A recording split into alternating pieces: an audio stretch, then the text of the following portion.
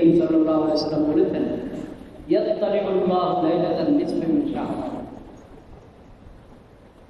ফায়াগফিরু লিজামিই খালকিহি ইল্লা লিমুশরিকিন আও মুশাহিদ।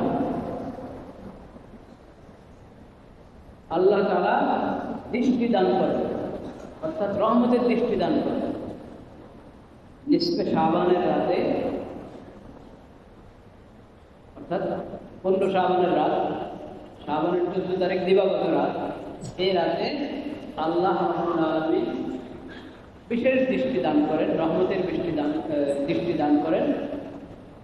ফায়াগফিরু লিজামিই খালকিহি, ফলে সকল সৃষ্টিকে আল্লাহ ক্ষমা, আল্লাহর যত মাখলুক আছে সবাইকে আল্লাহ ক্ষমা করে দেন। ইল্লা লিমুশরিকিন আও মুশাহিদ, 2 শ্রেণীর মানুষ ক্ষমা পায়। কত ব্যাপক, সবার জন্য মাগফিরাতের ঘোষণা, কিন্তু 2 শ্রেণীর মানুষ এই মাগফিরাত পায়, মুশরিক এবং মুশাহিদ। শিরিকের পাপে, শিরিকের অপরাধে যে অপরাধী মুশরিক ব্যক্তি, এ ক্ষমা পাবে। শিরিক ছাড়তে হবে, শিরিক ছেড়ে তওবা করে তাওহীদের দিকে ফিরে আসলে, মনে প্রাণে তাওহীদের বিশ্বাসী হলে তখন ক্ষমা পাবে। মুশরিক ব্যক্তি ক্ষমা পাবে। আর পাবে না হল মুশাহিদ, অর্থাৎ ওই ব্যক্তি যে তার অন্তরে অন্য ভাইয়ের প্রতি, অন্যের প্রতি হিংসা, বিদ্বেষ, শত্রুতা পোষণ করে, এই ব্যক্তি এই ক্ষমা পাবে। সেও ক্ষমা পেতে হলে আগে তওবা করবে, অন্তরকে পরিষ্কার করবে, এই গুনাহ থেকে তওবা করবে। এই গুনার কারণে যাদের হক নষ্ট করেছে তাদের সাথে মুআমালা পরিষ্কার করবে, তারপরে মাগফিরাত করবে। রমাদানের আগে আবার আল্লাহ রাব্বুল আলামিন শাবান মাস দান করেছেন। এই মাসেরও কিছু বৈশিষ্ট্য, কিছু ফজিলত রয়েছে।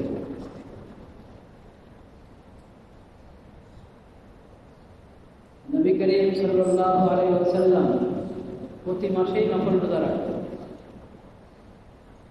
সব মাসেই কিছু কিছু নফল রোজা রাখতেন।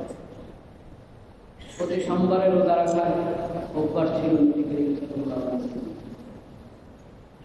প্রতি বৃহস্পতিবারে রোজা রাখার অভ্যাস ছিল, এবং প্রতি চান্দ্র মাসে 3 দিন রোজা রাখতেন নবী করিম সাল্লাল্লাহু আলাইহি ওয়াসাল্লাম। সাধারণত 13, 14, 15 যেগুলোকে আইয়ামুল বীজ বলা হয়, ওই 3 রোজা চান্দ্র মাসের শুরুতে রাখা যায়, শেষেও রাখা যায়, যার যেটা উপকার। এইভাবে প্রতি মাসে নফল রোজা রাখতেন, কিন্তু শাবান মাসে নবী করিম সাল্লাল্লাহু আলাইহি ওয়াসাল্লাম বেশি পরিমাণে নফল রোজা রাখতেন।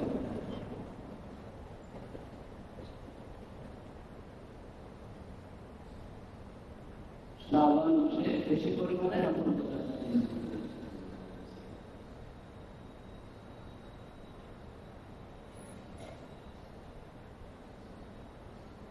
কাজেই যার শক্তি আছে, সামর্থ্য আছে, রমজান মাসে বেশি নফল রোজা রাখলে, শাবানে বেশি নফল রোজা রাখলে রমজানের রোজা রাখতে কষ্ট হবে, তার জন্য শাবান মাসে নফল রোজা রাখা ভালো। কিন্তু মূল হলো রমজান মাস। রমজানের ফরজ রোজা আমি যথাযথ আদায় করতে পারি, রাত্রে তারাবি আদায় করতে পারি, সেজন্য আমার সুস্থতা দরকার।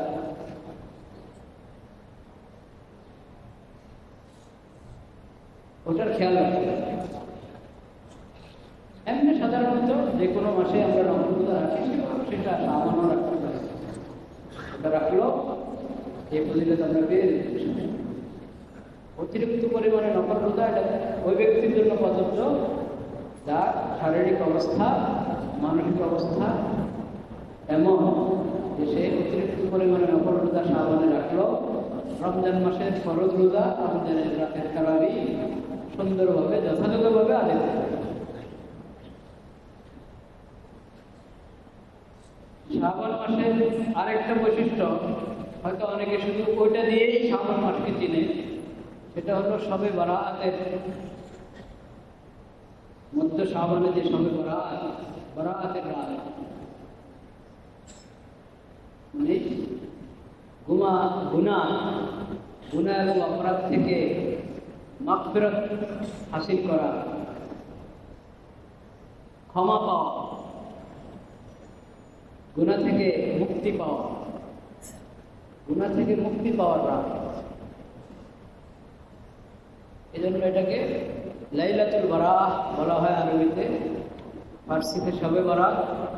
সেই শব্দটাই, ফার্সি শব্দটাই আমাদের বাংলা ভাষাও প্রচলিত, শবে বারাত। হাদিসে এটাকে বলা হয় যে লাইলাতুল নিসফে মিন শাবান।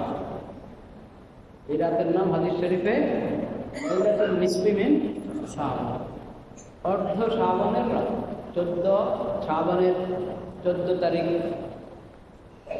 দিনটা শেষ হলে যে রাত, সেটা 15 শাবানের রাত। 15 শাবানের রাত হওয়ার কারণে এটা লাইলাতুল নিসফে মিন শাবান। রাত তো আগে আসে, 15 শাবানের রাত। সূর্য ডুবে যাওয়ার পর থেকে শবে সাদেক পর্যন্ত যে কোনো রাতে, মাগরিবের সময় যখন হয়, ইফতারের সময় হয়, তখন থেকে নিয়ে শবে সাদেক পর্যন্ত, এটা হলো শরীয়তের ভাষায় রাতের সীমা। লাইলাতুল কদরও এতটুকু, লাইলাতুল বারাহ বা শবে বারাত এতটুকু। এই রাতের একটা বৈশিষ্ট্য হাদিস শরীফে এসেছে, সহিহ ইবনে হিব্বান, হাদিসের গ্রন্থের নাম সহিহ ইবনে হিব্বান। এই গ্রন্থে আরো বিভিন্ন কিতাবও আছে। মুআয বিন জাবাল রাদিয়াল্লাহু আনহু, নবী করিম সাল্লাল্লাহু আলাইহি ওয়াসাল্লামের বিশিষ্ট সাহাবী মুআয বিন জাবাল রাদিয়াল্লাহু আনহু, তার সূত্রে বর্ণিত হাদিসটি, নবী করিম সাল্লাল্লাহু আলাইহি ওয়াসাল্লাম বলেছেন, ইয়াত্তালিউল্লাহু লাইলাতান নিসফি মিন শাবান ফায়াগফিরু লিজামিই খালকিহি ইল্লা লিমুশরিকিন আও মুশাহিদ।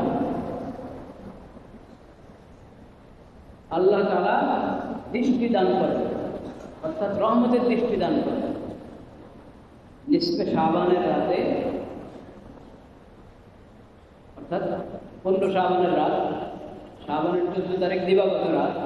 এই রাতে আল্লাহ রাব্বুল আলামিন বিশেষ দৃষ্টি দান করেন, রহমতের দৃষ্টি দান করেন।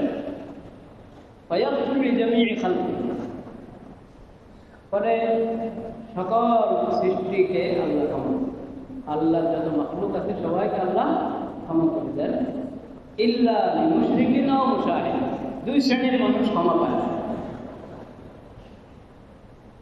কত ব্যাপক, সবার জন্য মাগফিরাতের ঘোষণা, কিন্তু 2 শ্রেণীর মানুষ এই মাগফিরাত পাবে, মুশরিক এবং মুশাহিদ। শিরিকের পাপে, শিরিকের অপরাধে যে অপরাধী মুশরিক ব্যক্তি, এ ক্ষমা পাবে। শিরিক ছাড়তে হবে, শিরিক ছেড়ে তওবা করে তাওহীদের দিকে ফিরে আসলে, মনে প্রাণে তাওহীদের বিশ্বাসী হলে তখন ক্ষমা পাবে। মুশরিক ব্যক্তি ক্ষমা পাবে। আর পাবে না হলো মুশাহিদ, অর্থাৎ ওই ব্যক্তি যে তার অন্তরে অন্য ভাইয়ের প্রতি, অন্যের প্রতি হিংসা, বিদ্বেষ, শত্রুতা পোষণ করে, এই ব্যক্তি এই ক্ষমা পাবে। সেও ক্ষমা পেতে হলে আগে তওবা করবে, অন্তরকে পরিষ্কার করবে, এই গুনাহ থেকে তওবা করবে। এই গুনার কারণে যাদের হক নষ্ট করেছে তাদের সাথে মুআমালা পরিষ্কার করবে, তারপরে মাগফিরাত করবে।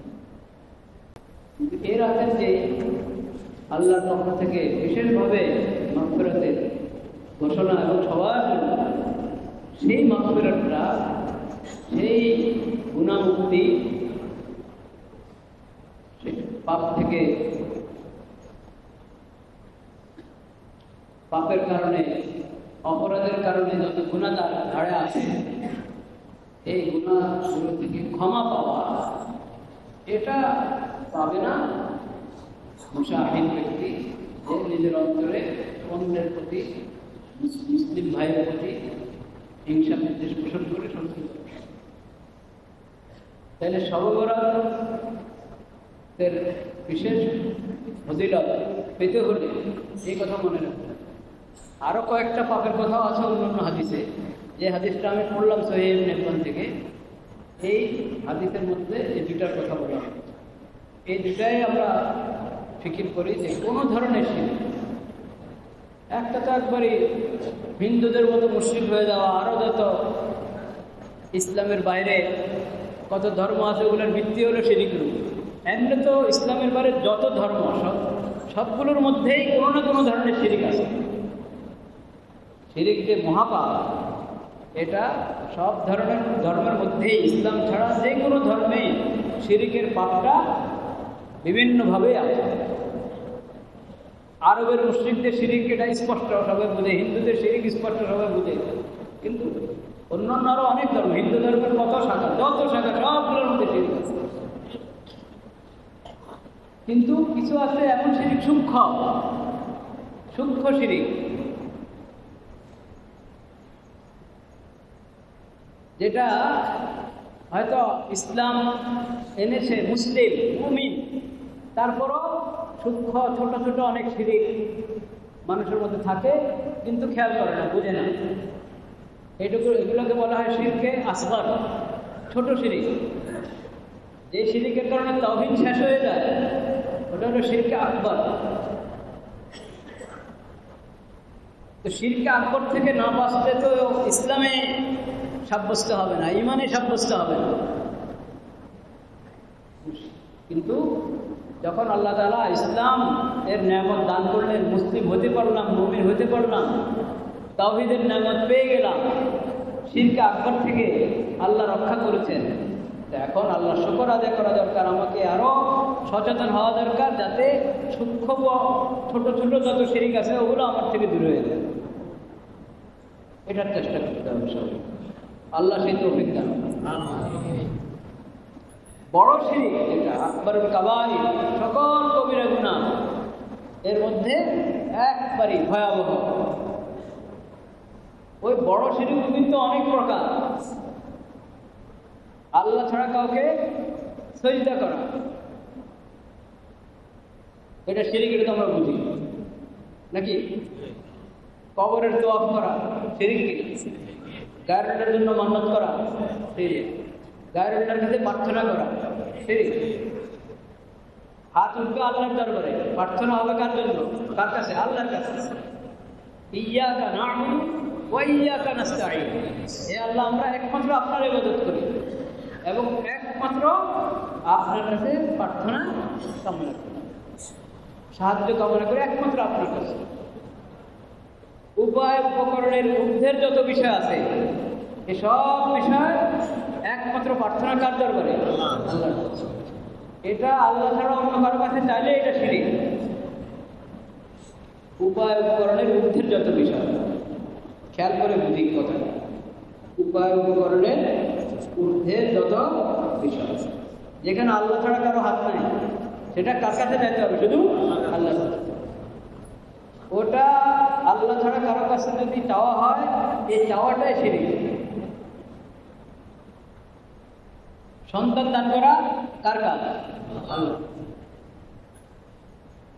বিয়ের বয়স হয়েছে একজনের, সে সন্তান কামনা করছে, তা এখন অন্যরা তার সাহায্য করতে পারে, বিয়ে শাদী করাই দিল, এই সাহায্য করতে পারে। বিয়ের পরে বাচ্চা হচ্ছে না, সন্তান পাচ্ছে না, 1 বছর 2 বছর 3 বছর 4 বছর সন্তান হচ্ছে না। হতে পারে কোনো কোনো সমস্যা আছে যেটা চিকিৎসার দ্বারা সমাধান হতে পারে, সেখানেও ডাক্তার তার সাহায্য করতে পারে, তাকে চিকিৎসা দিতে পারে। সব চিকিৎসা শেষ, কোনো জায়গায় কোনো প্রবলেম ধরা পড়ে না, সব ঠিক আছে, কিন্তু সন্তান হচ্ছে না। এই সন্তান কে দিতে পারে? আল্লাহ। তা এখন সন্তানের জন্য কি মাজারের দিকে দৌড়বেন না সালাতুল হাজতে দাঁড়াবেন? সালাতুল হাজতে দাঁড়াবেন। আল্লাহর কাছে দোয়া করতে হবে। অন্য কোনো কারো কাছে আমি দোয়ার কথা বলতে পারি যে একটু আল্লাহর কাছে আমার জন্য বলেন। অন্যের কাছে দোয়া চাওয়া এক জিনিস, আর অন্যের কাছে প্রার্থনা করা চাওয়া এটা আরেক জিনিস। ভাই আমার তো কোনো সন্তান হচ্ছে না, একটু দোয়া করেন তো। আপনি যখন নিজের জন্য মোনাজাত দেন একটু আল্লাহর কাছে আমার দোয়া করেন, এটা হলো দোয়া চাওয়া। আর কোনো আমার সন্তান না, একটু দিয়ে দেন, ব্যবস্থা করেন না, আপনি সন্তানের দেন, সন্তান দিয়ে দেন। এটা মাজারে গিয়ে বাবারে ডাকে, সিলেট চলে যায়, সাধারণের দরকার। আরে দরগা মানে দরবার, দোয়ার দরবার আর ইবাদতের দরবার মাত্র একটা, সেটা হলো আল্লাহর দরবার। এটা আল্লাহর দরবার।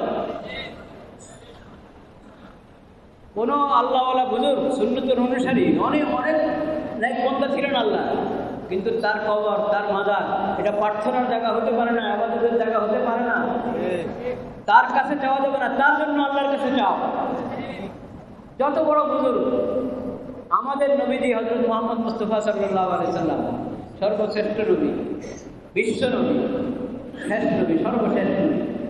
তার কবরে গিয়ে আমরা কি তার কাছে চাই না তার জন্য আল্লাহর কাছে চাই? তার জন্য আল্লাহর কাছে চাই। যে কোনো সাহাবী বলেন, ওলি বুজুর্গ বলেন, সেখানে কবর জিয়ারত করা ভালো আমল।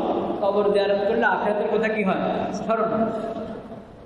কবর জিয়ারত করলে ওখানে গিয়ে বলা হয়েছে নিজেদের জন্য, কবরবাসীদের জন্য আল্লাহর কাছে যাও।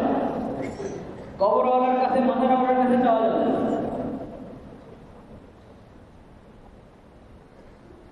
লা ইলাহা ইল্লাল্লাহ। কবরের জন্য, মাজারের জন্য মান্নত করা যায়। মান্নত কার জন্য? আল্লাহ। এবং মান্নতের অর্থ ব্যয় হবে কোথায়? গরিব, মিসকিন, অসহায়দের জন্য। মান্নতের অর্থ এটা কোন ধনী ব্যক্তি যার সামর্থ্যবান তার জন্য ব্যবহার করা কিনে।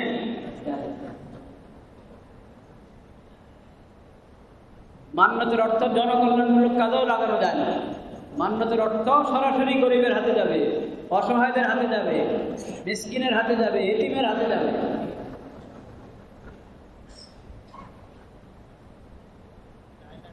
আর যদি গায়রুল্লাহর জন্য মান্নত হয়, গায়রুল্লাহর জন্য মান্নত, এটা তো হারাম। এটা কি হারাম। এবং গায়রুল্লাহর জন্য মান্নত করে যে অর্থ দেওয়া হবে, ওই অর্থ এটা মালিকের থেকে যায়।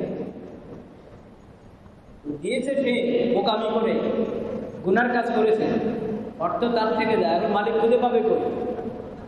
যেসব মাজারের মধ্যে এই বক্স লাগানো থাকে দানের, এই অর্থ কিসের? বেশিরভাগ হলো মান্নত, গায়রুল্লাহর জন্য মান্নত। এগুলো যেহেতু মালিকের খবর নেই, এগুলো হলো গরিব মিসকিনের হক। একটা কর্তৃপক্ষ মাজারের মধ্যে এরকম, মাজারে শুধু কবরের জিয়ারত হতে পারে, মাজারের মধ্যে মাজারওয়ালার কাছে প্রার্থনা হতে পারে না, মান্নত হতে পারে না। কর্তৃপক্ষের দায়িত্ব ওখানে দান বাক্স উঠে যাও, মাজারে টাকা পাঠানোর ধারা বন্ধ করে, এটা সরকারের দায়িত্ব, কর্তৃপক্ষের দায়িত্ব। কিন্তু সে সাহস করলো না, দান বাক্স আছে। এই টাকা সন্ত্রাসীরা, বিভিন্ন ধনী ব্যক্তিরা লুট করে নেবে, এটা আরো হারাম হবে। এই অর্থ ওখান থেকে নিয়ে গরিব মিসকিনকে দিতে হবে, অসহায়দেরকে দিতে হবে। যে যেখানে কষ্টে আছে, বিধবা, এতিম, গরিব, তাদেরকে দিতে হবে। বন্যায় কতজন ঘর নষ্ট হয়ে গেছে, তাদের ঘর বানায় দাও। যাই হোক, এই কথা বলার মানে এখন এই বিষয়ে আলোচনা করা আমার উদ্দেশ্য ছিল না। শিরকের কথা যেহেতু এসেছে সেজন্য বললাম। মুশরিক এই সবে বরাতে ক্ষমা পাবে না। যত দৌড় মেরে এসে মসজিদে ঢুকো, শিরক থাকতে হবে।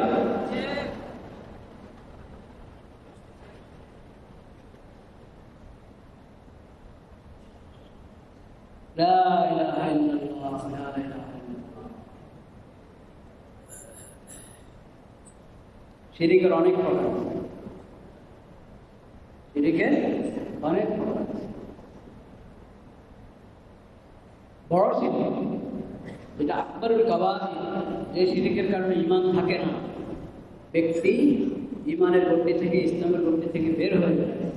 ওই ধরনের কি কি কাজ এরকম বড় শিরকের আওতায় পড়ে, সব কিছু আমাদের ইবাদত একমাত্র আল্লাহর হক, ইবাদত একমাত্র আল্লাহ, এবং দোয়া একমাত্র কার হক? আল্লাহ। মান্নাত একমাত্র আল্লাহর জন্য প্রযোজ্য, সজদা একমাত্র আল্লাহর জন্য। এইগুলো তো বাঁচতে হবে। এছাড়া যে সমস্ত কাজের মধ্যে শিরকের একটু গন্ধ আসে, ওগুলোর ব্যাপারে নবী করিম সাল্লাল্লাহু আলাইহি সাল্লাম একটা একটা করে বলে দিয়েছেন, এগুলো থেকে দূরে থাকো। এগুলো থেকে কি? যেমন শপথ করা, কোনো বিষয়ে শপথ করে না মানুষ, কসম। এই কসম একমাত্র কার নামে?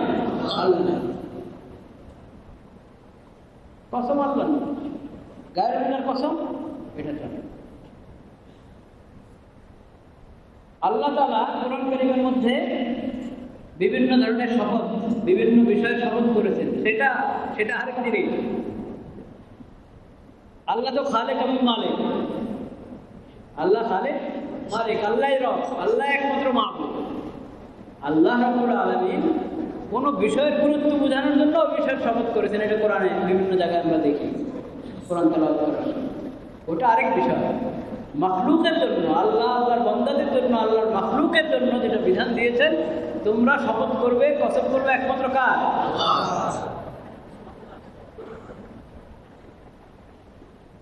গায়রুল্লাহর নামে কসম, এটা অন্যায়, এটাও শিরকের একটা প্রকার। ঠিক ওরকম বড় শিরক না, ছোট শিরকের মধ্যে এটা একটা। আপনি বিষয়টা বোঝার জন্য আরেকটু দেখেন,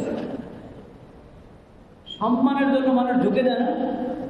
সম্মানের জন্য এক সময় ছিল, সম্মানের জন্য একবারই কপাল লাগিয়ে দেয় পায়ে। এখনো আছে বিভিন্ন বিভিন্ন দরবারে, যে বললাম না যেখানে শিরিক বেদাত ভরা, ওইসব দরবার এখনো আছে।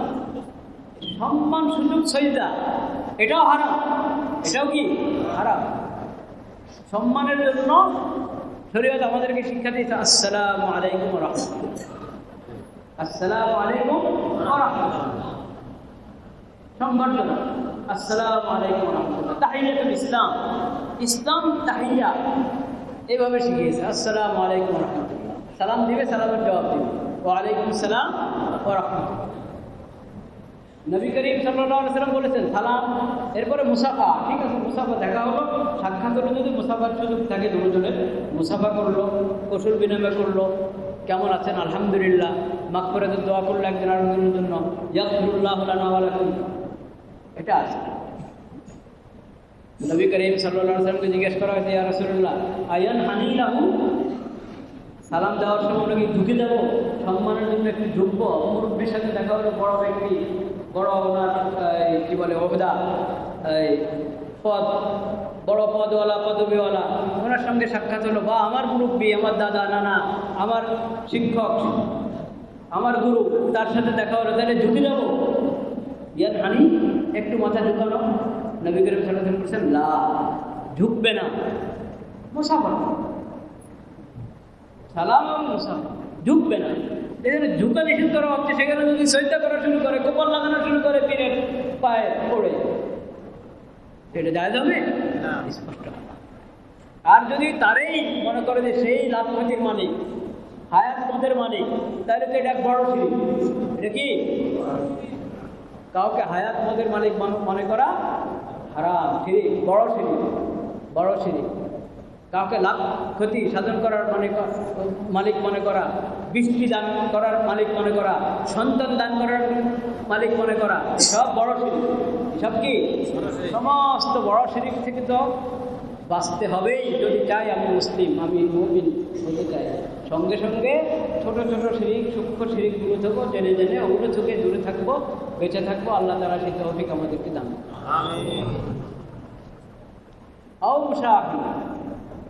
দ্বিতীয় কথা, বড় শিরকের ব্যাপারে আরও বিষয় আছে, কিন্তু সেটা একদিনে তার সব কথা হবে না, অন্য সময় ইনশাআল্লাহ দীর্ঘ আলোচনা হবে। আল্লাহ তাআলা তৌফিক দিন ইনশাআল্লাহ। দ্বিতীয় কথা যেটা হাদিসে আছে, আও মুসাহিরিন, অন্যের প্রতি হিংসা বিদ্বেষ পোষণকারী, শত্রুতা পোষণকারী ব্যক্তি ক্ষমা হবে এই রাতের যে বিশেষ মাগফিরাত ফজিলত, এটা সে পাবে না। এটার জন্য তুমি আলাদাভাবে তওবা করো এবং এই শত্রুতার কারণে তার কোনো হক নষ্ট করে থাকলে সেগুলোর কাজা কাফারা করো। তারপরে ব্যাপক ঘোষণা, যে এই রাতের বরকতে যে ঘোষণা, ইয়াগফিরু লিজামিই খালকি, সকলের জন্য মাগফিরাত, এটা এই ব্যক্তি করে যা দিলে অন্যের প্রতি শত্রু। এখন কেউ যদি খামাখা শত্রুতা করে, যে আমার শত্রু আমার উপরে জুলুম করে, অন্যায় আচরণ করে আমার সঙ্গে, সেজন্য তার প্রতি আমার অন্তরে একটা খুব থাকবেই। এটা কি গুনাহ পাপ? এটা কেউ জানতে চাবে অবশ্যই, কারণ সমাজে হয় এরকম, ঘরে ঘরে হয়, পরিবারে হয়, একজন আরেকজন করে জুলুম করে, কষ্ট দেয়, যে কারণে অন্তরে তার প্রতি একটা কি ঘৃণা এসে যায়, একটা তার প্রতি অনেক সময় এক ধরনের শত্রুতা সৃষ্টি হয়ে যায়। এই বিষয়ে শরীয়ত যেটা বলে, তোমার উপরে যদি কেউ জুলুম করে, অন্যায় আচরণ করে, তুমি ওটার প্রতিবাদ করতে পারো এবং তার জুলুম থেকে বাঁচার জন্য বৈধ ব্যবস্থা গ্রহণ করতে পারো। তোমার হক নষ্ট করেছে সেই হক তার থেকে উসুল করার জন্য বৈধ যে কোনো পন্থা ব্যবস্থা গ্রহণ করতে পারো, এতে আপত্তি নেই। কিন্তু একজন মুমিন হিসাবে তোমার দিলটা পরিষ্কার থাকা যাবে, শত্রুর প্রতিও দিল পরিষ্কার থাকবে, যে ও অন্যায় করছে, এটা তার কাজটা ভুল, আমার উপরে জুলুম করছে, এটা তার কাজটা ভুল, আমি আল্লাহর কাছে দোয়া করি আল্লাহ তাকে জুলুম থেকে রক্ষা করে। তার কোনো ক্ষতি হলে আমি খুশি হব না যে ওর কোনো ক্ষতি হয়েছে, হ্যাঁ যাক হয় না, এর উপরে মুসিবত আসেই না, ওর মুসিবতের উপরে খুশি হয়ে যাওয়া। সে ভালো কিছু অর্জন করেছে, ভালো কোনো কিছু সে পেয়েছে, তাই আমি খুশি হতে পারলাম না, এরকম হলো না, এর না হওয়া দরকার ছিল। শত্রুর ব্যাপারেও এরকম মনোভাব একজন মুসলিমের না হওয়া উচিত। তার শত্রুতার কারণে আপনার উপরে যা জুলুম হবে, অবিচার হবে, সেটা আপনি আপনার হক আপনি উসুল করেন, সে আপনার উপরে জুলুম না করতে পারে ওটার ব্যবস্থা নেন, কিন্তু দিলের মধ্যে তার প্রতি শত্রুতা পোষণ করে তার প্রতি ক্ষোভ দিয়ে রাখবেন, তার কল্যাণ হলে আপনি নাকর, আর তার উপরে মুসিবত আসলে আপনি হাসেন, খুশি হন, এটা মুমিনের শান হইতে পারে না। মুমিন নিজের বন্ধুর ব্যাপারে, নিজের শত্রুর ব্যাপারে, সবার ব্যাপারে তার দিকটা পরিষ্কার। শত্রুর ব্যাপারে দিল পরিষ্কার করা কষ্ট হলো দিলটা এই পরিমাণ পরিষ্কার রাখা যে আমি তার কল্যাণের ক্ষেত্রে নাখুশ হব না, তার অকল্যাণের ক্ষেত্রে আমি হাসব, এটুকু কমপক্ষে। এবং তার কোনো বড় মুসিবত এসে কিন্তু আমি সহযোগিতা করার এখন হালাতে আসি, করা দরকার, কিন্তু আমি করছি না, এরকম জানো না। সে আমার শত্রু হলো, মুসলিম হিসাবে তার কিছু হক আছে কিনা, আমার শত্রু হিসাবে মানুষ হিসাবে তার কিছু হক আছে কিনা, ওই হক যাতে আমি লঙ্ঘন না করি, এটা খেয়াল রাখা, এটা ইসলামের শিক্ষা। তো এখানে হাদিসের উদ্দেশ্য হলো কারো প্রতি অন্তরে এই ধরনের শত্রুতা পোষণ করা, এটা কিনা ঠিক। আরেকটা হলো স্বভাবগতভাবেই আমি কষ্ট পেয়েছি, তার কারণে জন্য আমার মনটা তার ব্যাপারে অত না, যেরকম অন্যের ব্যাপারে পরিষ্কার ওরকম পরিষ্কার না, ওরকম পরিষ্কার আমি করতে পারলাম না, সেজন্য আল্লাহ ক্ষমা করবেন। সেজন্য আল্লাহ কী করবেন? ক্ষমা করে, এটা আমার সাধ্যের ভিতরে নাই, ওটা পরিষ্কার হতে সময় লাগবে, তার আচরণটা সুন্দর হতে হবে, সেই জুলুম থেকে বিরত হতে হবে, তারপর আমি তার সঙ্গে ফিরে হতে পারবো। এটা এখন এত কষ্ট দিবে আমাকে, এত জুলুম করবে, এরপর আমি তার সঙ্গে ফিরে হয়ে যাব, এটা মানুষ হিসাবে তো আমি দুর্বল, আমার এই সাধ্য নাই, সেটা আল্লাহ ক্ষমা করবে। কিন্তু ওটাকে আপনি দিয়ে রেখে, ক্ষোভ দিয়ে রেখে তার প্রতি এমন শত্রুতা পোষণ করবেন যে তার উপর আল্লাহর কোনো রহম হয়েছে সেজন্য আপনি নাখুশ হয়ে গেলেন, তার উপর কোনো মুসিবত আসলো সেজন্য আপনি হাসলেন, খুশি হলেন, এটা আল্লাহ পছন্দ করেন। মুমিনের কমপক্ষে এইটুকু কন্ট্রোল নিজের অন্তরের উপরে থাকতে হবে। আল্লাহ তাআলা আমাদেরকে সেই তৌফিক দান করেন। লা ইলাহা ইল্লাল্লাহ। তো শাবান, শবে বরাতি সব কিছু আমাদেরকে জানান দেয় যে ফজিলত এবং বরকতের আসল এই মৌসুম, আসল সময় আসছে সামনে, রমাদানুল মুবারক। সেটার জন্য প্রস্তুত হওয়া, মানসিকভাবে শারীরিকভাবে প্রস্তুত হওয়া এবং আগে আগে ওটার রুটিনের চিন্তা করা, রমজানের রুটিন এভাবে করা যাতে ফরজ রোজাতে কোনো ব্যাঘাত না ঘটে এবং রাত্রের 20 রাকাত তারাবির মধ্যে কোনো ব্যাঘাত না ঘটে। কোরআন মজিদ তেলাওয়াত, দেখেন কোরআন মজিদ তেলাওয়াত এটা পুরো বছরের আমল, পুরো বছরের আমল। কিন্তু রমাদান মুবারকে এটা তো রমজান মাস, কোরআনের মাস, তখন বেশি বেশি তেলাওয়াত করার চেষ্টা। কিন্তু তেলাওয়াত বেশি করবো কম করবো, এর আগের কথা তো তেলাওয়াতটা শুদ্ধ হইতে হবে, ঠিক কিনা? তেলাওয়াত শুদ্ধ হইতে হবে।